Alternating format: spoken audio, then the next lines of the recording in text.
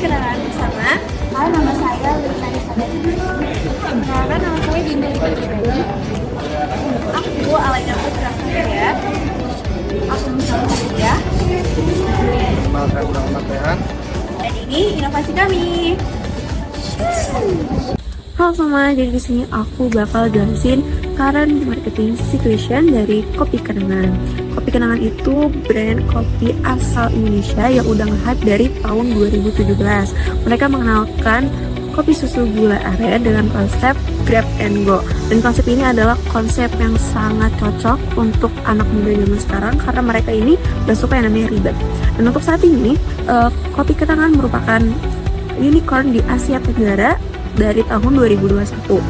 Mereka memiliki 900 lebih gerai di 4 negara termasuk di negara kita sendiri. Dan untuk total penjualannya mereka bisa menjual 30 juta cup untuk per tahunnya. Oke, yang kedua aku bakal bahas tentang produk review dari Kopi Kenangan.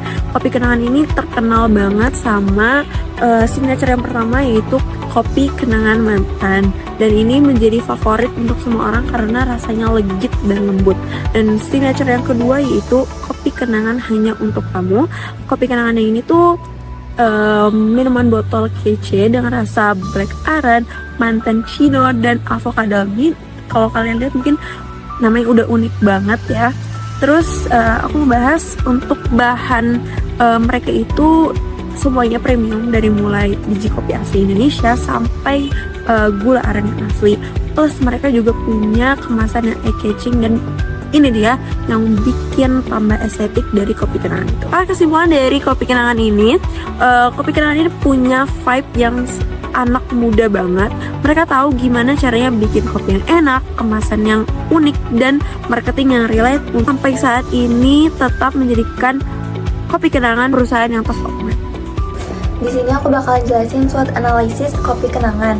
Nah, yang pertama ini ada strength atau kekuatan. Nah, kekuatan Kopi Kenangan itu apa sih? Jadi Kopi Kenangan ini pernah meraih gelar Brand of the Year untuk kategori Pareto Cafe. Ini tuh menjadi bukti kuat bahwa brand ini menjadi brand yang dapat dipercaya dan disukai oleh konsumen. Terus yang kedua ada weakness atau kelemahan. Kelemahannya itu mereka dalam menjaga konsistensi kualitas produk dan pelayanan di seluruh cabang. Jadi karena makin banyaknya gerai yang terus berkembang, sulit buat mastiin bahwa setiap gerai memberikan pengalaman yang sama. Jadi si Kopi Kenangan ini ingin memperkenalkan cita rasa kopi Indonesia yang berkualitas kepada konsumen internasional.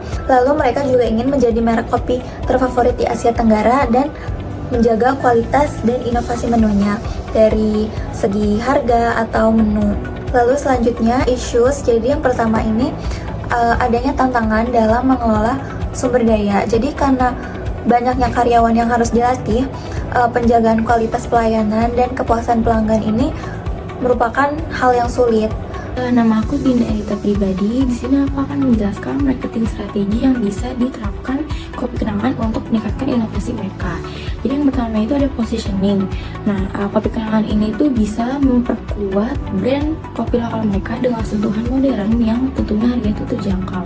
Di mana posisi mereka ini menargetkan para konsumen muda yang berusia 18 sampai 35 tahun, yang dimana mereka itu didominasi oleh mahasiswa dan pekerja. Lalu yang kedua itu ada produk strategi. Jadi Kopi Kenangan itu bisa berinovasi dengan cara berkolaborasi dengan para influencer terkenal sambil mengadakan kayak bonus eksklusif atau kayak produk-produk terbatas yang hanya ada pada masa kolaborasi tersebut berlangsung gitu. Yang ketiga itu ada pricing. Nah, si Kopi Kenangan ini itu bisa menerapkan limited time offers, jadi kayak beli satu gratis satu. Nah, melalui itu mereka bisa kayak menentukan harus mau bikin produk apa lagi selanjutnya gitu. Halo semuanya, perkenalkan nama saya Muhammad Rehan. Saya akan menjelaskan tentang action program Kopi Kenangan. Kopi Kenangan adalah salah satu merek kopi terbesar yang ada di Indonesia yang dikenal dengan konsep kopi kekinian. Kopi Kenangan sering mengadakan promo tertentu seperti diskon pada hari-hari spesial atau program bundling produk. Selanjutnya ada kemitraan atau franchise. Kopi Kenangan juga menawarkan peluang bisnis bagi para pengusaha yang ingin membuka gerai kopi kenangan melalui program kemitraan. Jadi kontur yang kamu berikan dalam pemasaran kopi kenangan ini dengan cara KPI atau Key Performance Indicator, yang dimana kami melakukan peningkatan penjualan bulanan 10-15%, lalu mendapatkan 50 pelanggan baru, dan lalu tingkat retensi pelanggan sebesar 70%, lalu engagement rate media sosial 3-5%, itu dalam bentuk Instagram dan TikTok, lalu ada CSAT di atas 85% dan ROI minimal 1:3. Yang kedua dengan metode pengukuran dan pemantauan, yang dimana kita melihat penjualan, kampanye digital, loyalitas pelanggan, dan kepuasan pelanggan. Metode yang ketiga dengan adanya jadwal evaluasi yang terbagi menjadi harian untuk memonitoring penjualan dan media sosial, lalu mingguan untuk mengevaluasi kampanye dan penjualan, lalu ada bulanan untuk menganalisis KPI dan kepuasan pelanggan, dan yang terakhir ada kuartal untuk mengevaluasi ROI, strategi pemasaran, dan SWOT, data layanan pelanggan, lalu penyesuaian strategi promosi, mengoptimalisasikan program loyalitas, dan revisi anggaran untuk saluran yang lebih efektif.